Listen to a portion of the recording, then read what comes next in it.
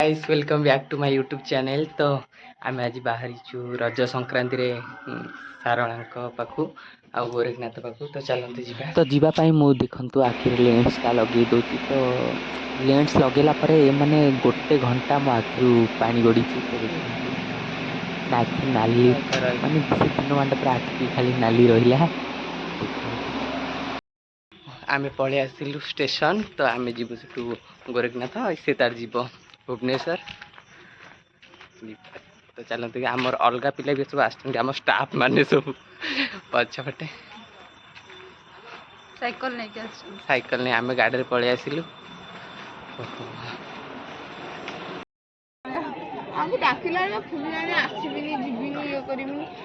केते लोग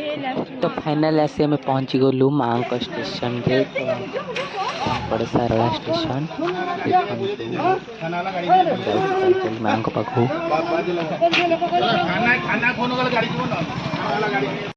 ट्रेन रु ओल्ले कि आम ग्रुपटा पूरा पलि आसु चश्मा फसमा लगे पूरा ओके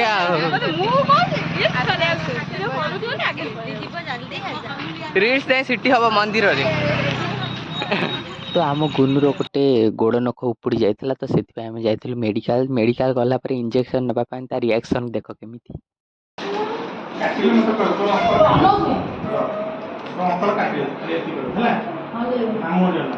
याको ना ये के नुचुजी पछे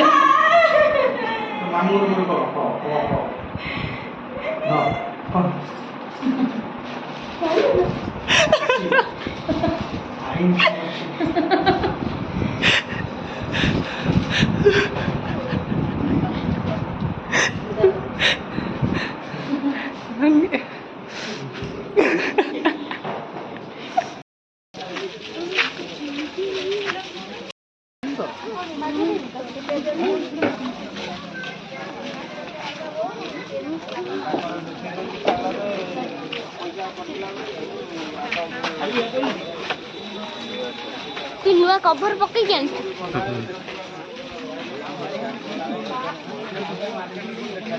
इतने सारा ढेर सारा लोक आछन प्रबल भीड़ किछि मुहूर्त एमिति लागुछि माने बिलीव करि हबन।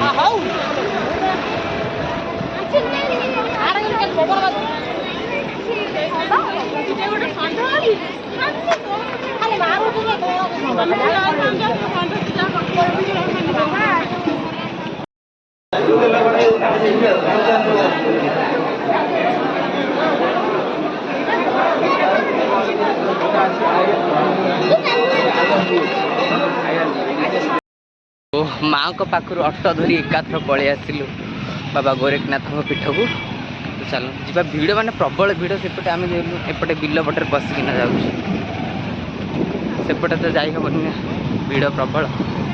ये आम बिल पटे पशिकी जाऊँ समस्ते देखी पाथि माने केते बाटू लंबा लाइन लगी एते भिड़ जे माने सेपटे जाइथिले आम जाई पार न थांदे।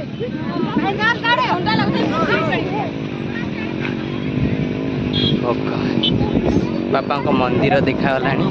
तो चलते जीवा।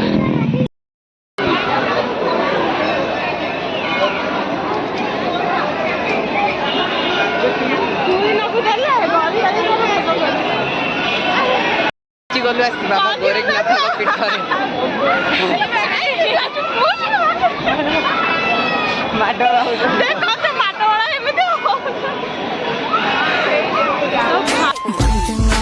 और बढ़ी दारू की मुझे तोड़ चढ़ी पी जाऊंगी खड़ी खड़ी मंगवा दो कोई मुझे लाल परी लाल परी लाल परी लाल परी लाल परी लाल परी लाल परी मंगवा दो मुझको लाल परी। गोरखनाथ पाखु आसू माने रिल्सटा निश्चय हम ना कौन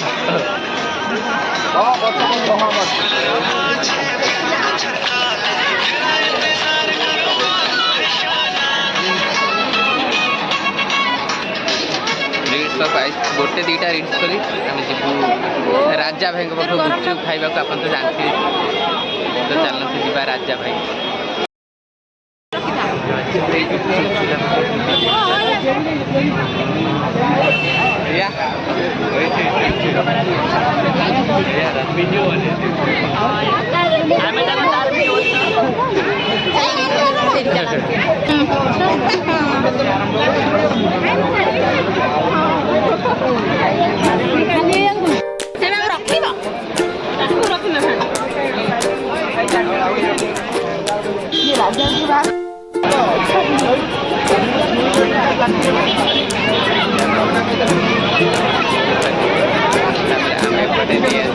ତାର ଖାଇ ଲାଗି ଷ୍ଟାର୍ଟ କଲାଇ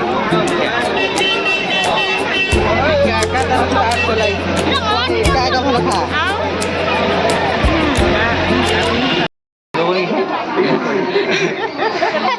ମନ୍ଦିରରୁ ପଳେଇ ଆସିଲୁ ଷ୍ଟେସନ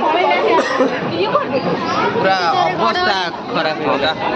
ଥଣ୍ଡା ପିଇଲୁ ଥଣ୍ଡା ଖୋଜି ଖୋଜିକି ଧଇଆ ଭାଇ ଯଦି କିଏ ଅଛ ଟିକେ ଥଣ୍ଡା ଫଣ୍ଡା ଆଣିକି ଆସ ବାପୁନି ଥଣ୍ଡା ପାଣି ଟିକେ ଆଣେ ବାପୁନି ଥଣ୍ଡା ଯା ତୋ ଘର ସାଙ୍ଗରେ ଆଇଛୁ ଯା ଥଣ୍ଡା ପାଣି ଟିକେ ଆଣେ ଭାଇ କିଏ ଯଦି ଅଛ ଥଣ୍ଡା ଦେଖ କିଏ ମାଗିକି ଥଣ୍ଡା ପିଇବ କହୁଛି ଇଏ କହୁଛି ମାଗିକି ଥଣ୍ଡା ପିଇବ ଇଏ କହୁଛି ମାଗିକି ମୁଁ ଯାଉଛି ଚୁନା ଛତୁଆ ମାଗିକି କାହାଠୁ ଗୋଳେଇ ପିଇ ଖାଇବି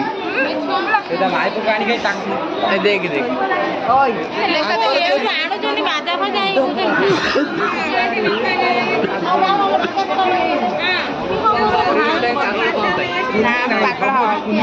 କହୁଛି ମୁଁ ପାଗଳ ହଇ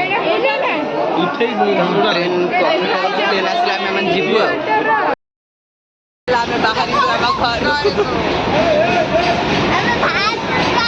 ଦେଖ ଦେଖ ହାଇ ଗାଇସ୍ ହାଇ ଗାଇସ୍ ଆମେ ବାହାରିବୁ ଆମ ଘରକୁ ଗଲୁ ତ ଦେଖନ୍ତୁ ଆଖିର ଆଉ ଅବସ୍ଥା ନାହିଁ କାରଣ ମୁଁ ଲେନ୍ସ ଲଗେଇଥିଲି ତ ଲେନ୍ସ ଲଗେଇଲା ପରେ ମୋ ଆଖି ପୁରା ନାଲି ପଡ଼ିକି ଖାଲି ପାଣି ଗଡ଼ିଲା ତ ମୁଁ ଗୋରେଖନାଥ ପାଖରୁ ଆସିଲା ପରେ ତ ଦେଖନ୍ତୁ ଲେନ୍ସଟା କାଢ଼ିଦେବି କାରଣ ଆଖିରୁ ପାଣି ଯେଉଁ ରେଟ୍ରେ ଗଡ଼ୁଛି ତ ଆଜିର ବ୍ଲଗ୍ଟି ଯଦି ଭଲ ଲାଗିଥାଏ ତାହେଲେ like comment share and subscribe କରିବାକୁ ଭୁଲିବେନି ଆଉ ହଁ ବେଲ୍ ଆଇକନ୍କୁ ଦବାଇବାକୁ ଜମାରୁ ବି ଭୁଲିବେନି ଆଉ ଆପଣଙ୍କ ସାଙ୍ଗମାନଙ୍କ ପାଖକୁ ନିଶ୍ଚୟ ସେୟାର କରନ୍ତୁ ତ ରହିଲି ନମସ୍କାର ଟାଟା ଲଭ୍ ୟୁ ଅଲ୍ ଦେଖନ୍ତୁ ମାନେ ଆଉ କ'ଣ କହିବି ମୋ ଆଖିର ତ ଅବସ୍ଥା ନାହିଁ ତ ଦେଖନ୍ତୁ ଯାଇ ମିରର ଆଣି ଦେଖିଲା ବେଳୁ ଦେଖନ୍ତୁ ଗୋଟେ ପଟ ତ ବାହାରି ଗଲା ଲେନ୍ସ ତ ଆଉ ଗୋଟେ ପଟ ଅଛି ଦେଖନ୍ତୁ ମାନେ ଆଖି ପୁରା ନାଲି କେଉଁ ରେଟ୍ରେ ଆପଣମାନେ ଦେଖିପାରୁଥିବେ ଆଉ ଗୋଟେ ବି ବାହାର କରିଦେବ ଯେଉଁ କଷ୍ଟ ଲେନ୍ସ ଲଗେଇବା